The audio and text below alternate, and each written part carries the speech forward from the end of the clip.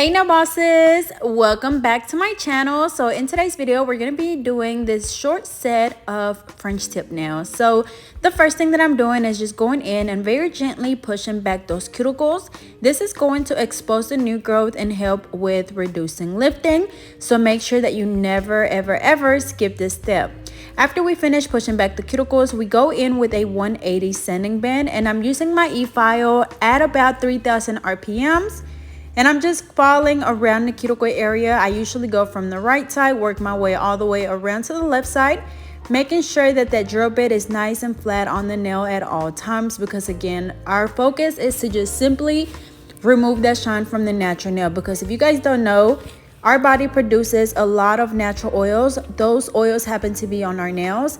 And so if we just apply the acrylic or the nail tip right over a shiny nail, they're gonna come off literally the same day, if not right after. They're not going to stay on for very long at all. It's kind of like mixing water and oil. They just don't mix together.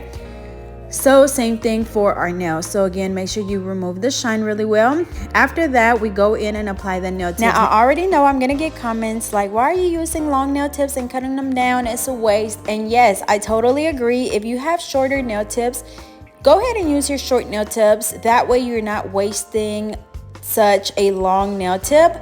But y'all, I just been lazy and I haven't gotten a new bag of my short nail tips, even though I literally sell them and they're literally in a room in the back of my house. But yeah, so make sure you use the shorter nails. But after we've applied all of the nail tips and sized them and all that good stuff, we're going in with the same 180 sanding band, and I'm just blending that nail tip right in the middle and just kind of removing the shine from the nail tip. And then after that, we're gonna go ahead and just dust the nails off, and we're gonna apply the dehydrator and the primer. Now, you wanna make sure that you always apply both of these. You apply your dehydrator first. This is going to remove any oils that are left on your natural nail. And then the primer is going to help the acrylic adhere a lot better to the natural nail. So if you've been getting lifting and you haven't been using these, most likely it's because you are skipping a step. So again, make sure that you are using a dehydrator and primer. But next, we're going in with the NC acrylic system. I use my NC monomer, and then I'm using my odor out drops, which help reduce the odor of the monomer. So definitely recommend it. But next we're going in and applying our acrylic. So I place my first bead right in the middle where the natural nail and the tip meet, gently pat it down, and then I'm just brushing it down towards the tip to make sure that everything is nice and even. Also, while I'm working, I'm also wiping the sides and the free edge pretty often, because even though I haven't reshaped the nail just yet, I just don't want my acrylic to just get even wider, because then that means I'll have to do a lot more filing at the end. And then of course, I place my bead closer to the cuticle area. Same thing, pat it down, brush it down, and clean around the cuticle area.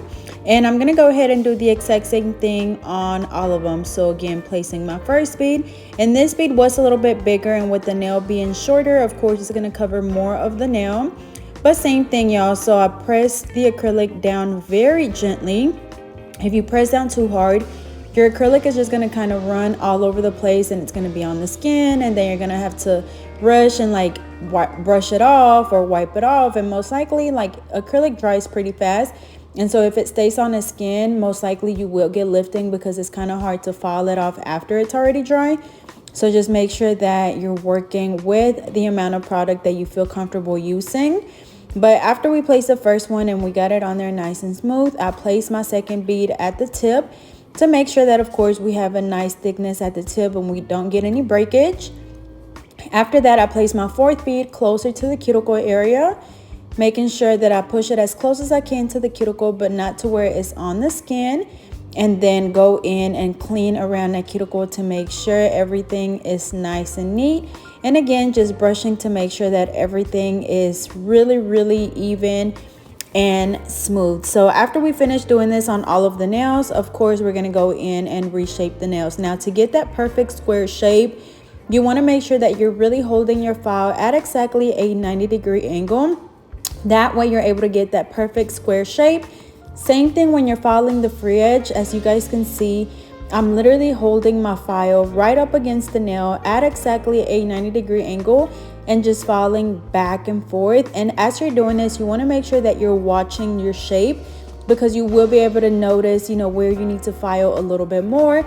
And so definitely paying attention to what you're doing is key to shaping. You don't want to, like, I understand some of the conversations with clients be good, I know, but you still have to make sure that you're watching that shape change as you're filing to get that perfect shape. Because I don't know about y'all, but nowadays, or even before, like, your shape literally will break or make your set. Like, if the shape is really nice, but the nails just ain't all that, you know, as far as design, even just having a nice shape will make the nails look good. So definitely make sure that you put some of these tips into practice whenever you do your next set.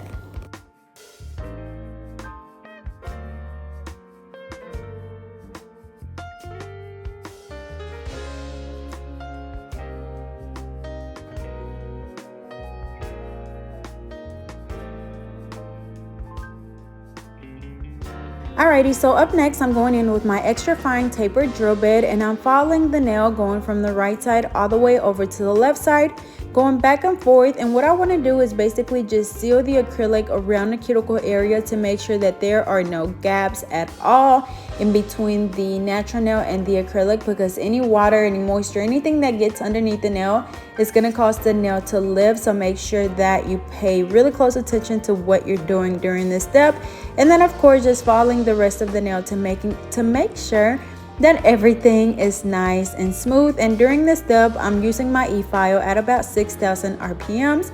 And just a little reminder that when you're working, just make sure that you kind of play with your e-file and adjust it to whatever speed you feel comfortable using it at. Just because I tell you I use it at 5,000, 6,000, 10, 15, don't mean that you have to use it at the same speed. Just kind of learn what you feel comfortable working with. So again, this is my extra fine taper drill bit. It works really good with getting around that cuticle area, and I like that it's so easy to use to where you don't even like have to worry about cutting your clients, because it does have like a safety top and it's just so perfect, y'all. I use this for everything, for filing the acrylic, for removing gel polish, for thinning down acrylic. It literally does every single job that you can think of.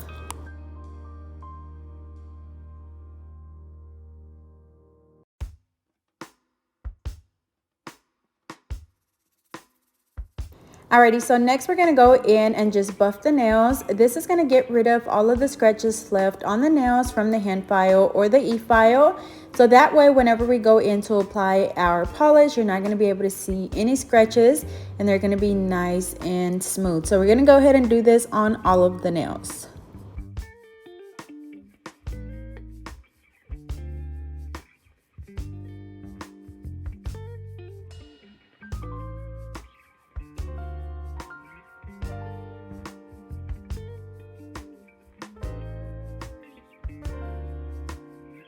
So after I finish dusting them off and wiping them off, next we're going to go in with my blue gel polish from my Essential collection.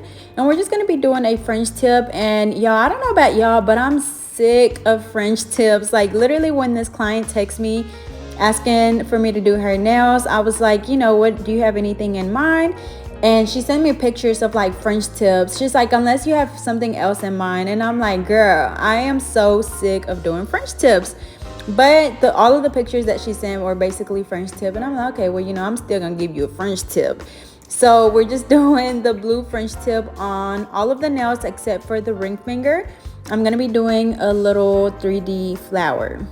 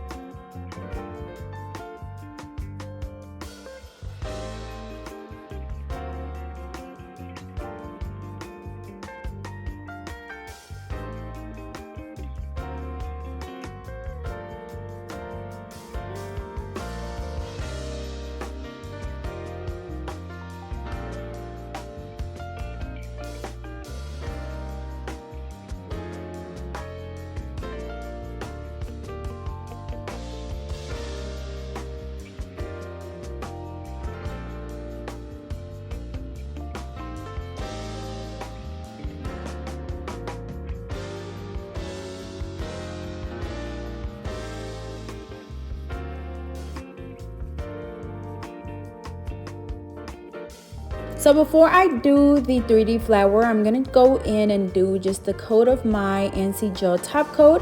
After I cure it, I went in and applied a rhinestone, and then I'm going in with my NC 3D nail art. And this brush actually comes with a set of 5 brushes, and they're double-ended, and it comes with the liner brushes, with the 3D brush, a cleanup brush, and a few others. So if you're interested, be sure to check the website out, or I'll leave the link down below. But you guys know that I'm not just a pro when it comes to 3D flowers. Like, I still practice, but this little flower, y'all, I definitely was proud of. Like, it came out so cute. But I'm using my white acrylic powder in the color Blanca, and I definitely will say that when you're doing 3D art, using good products definitely will make a huge difference. Because when I say I've tried to do 3D art so many different times and I can never get it right, but this time using my acrylic, it definitely came out a lot better than any of my other 3D flowers that I've ever done. And maybe because it's a simple flower, but it still turned out really, really cute.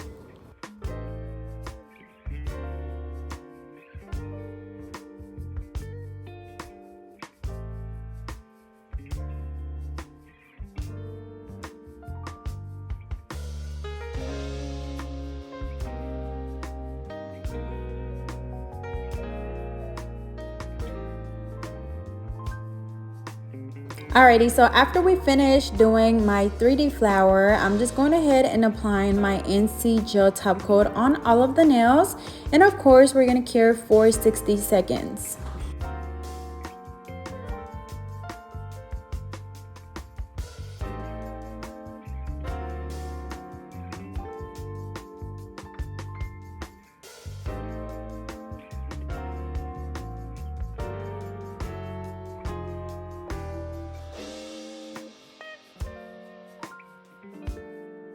Alrighty, y'all, so here is the final look. They turned out beautiful. I absolutely love my flower, but as always, I hope you guys enjoyed, and thank you for watching.